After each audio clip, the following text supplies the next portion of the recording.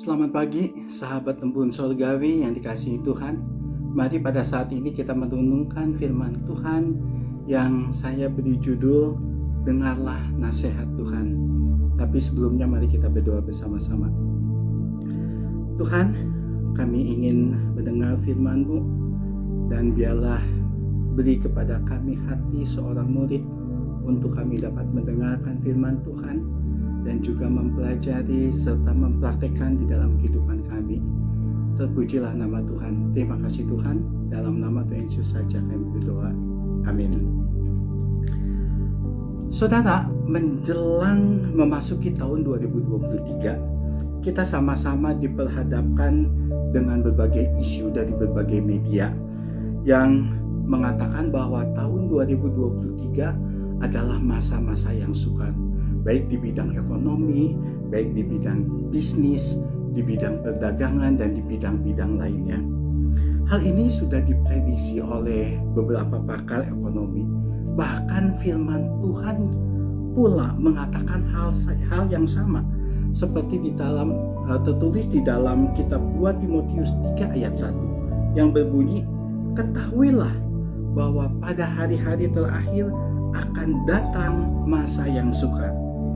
Bagaimana sikap kita sebagai anak-anak Tuhan menghadapi hal ini? Firman Tuhan mengatakan bahwa Tuhan berjanji akan menyertai kita. Itu benar. Namun, janji penyertaan Tuhan tidak serta-merta akan menghindarkan kita dari jalan-jalan yang sukar.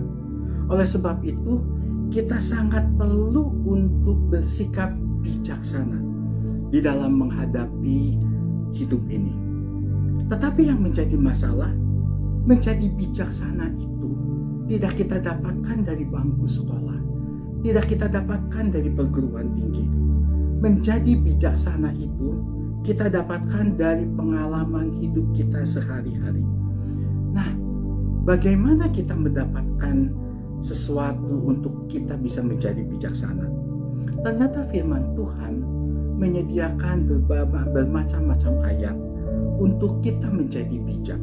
Dan salah satunya ada di dalam Amsal 19 ayat 20 yang berbunyi, "Dengarkanlah nasihat dan terimalah didikan, supaya engkau menjadi bijak di masa depan."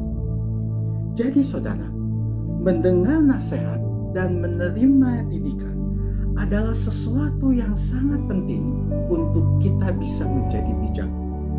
Dan bijaksana adalah sesuatu yang sangat penting untuk kita dapat menyikapi masa-masa yang sukar di masa yang akan datang. Saudara, ada 3 sumber nasihat yang kita butuhkan. Saya akan sebutkan hanya satu saja, dan yang itu yang terpenting, yaitu nasihat dari Tuhan. Bagaimana kita dapat mendengar nasihat dari Tuhan? Peristiwa kenaikan Yesus ke surga membuat Roh Kudus ada di dalam hati kita.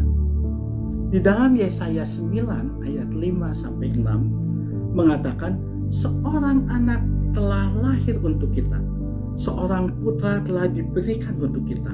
Lambang pemerintahan ada di atas bahunya, dan namanya disebutkan seorang penasehat ajaib, Allah yang perkasa, Bapa yang kekal, Raja damai."